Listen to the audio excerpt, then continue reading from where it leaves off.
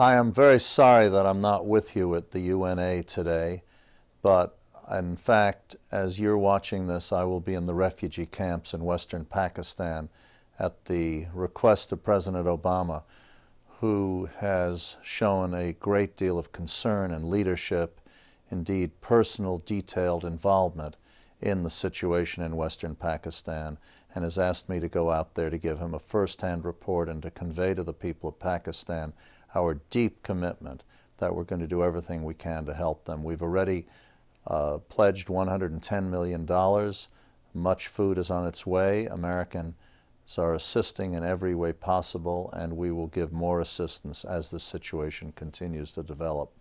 Meanwhile, you are honoring your new director, Tom Miller, a very old and close friend of mine and one of the finest Foreign Service officers of his generation. The United Nations Association has played an indispensable role in supporting the UN since it was founded by a group that included Eleanor Roosevelt back in the 1940s. I'm looking forward to Tom giving new energy and new direction to this important organization in a time when the United Nations is more important than it ever has been before. But it is also stretched very thin.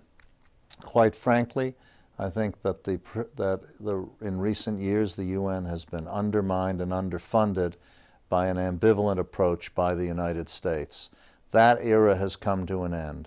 We have a distinguished new ambassador at the United Nations, Susan Rice. With Tom Miller, I think you're going to have new and reinvigorated leadership at the most important organization supporting the UN.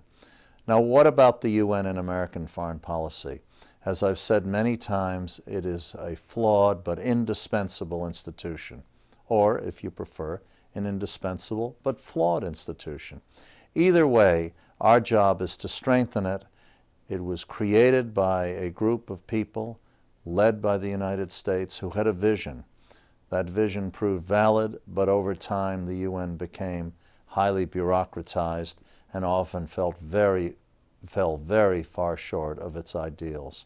I hope and pray that with American leadership and the cooperation of many other nations, the UN will fulfill the high ideals of its charter once again, and that the U.S.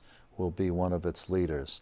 In fact, on the trip I'm making as you watch this, I'm working very closely with the UN High Commission on Refugees. They will be meeting us on the ground. I've been in touch with its leader, Antonio Gutierrez, repeatedly in recent days, and Susan Rice has been in constant touch with John Holmes, the head of OSHA, and together we are working with the UN because their leadership is indispensable.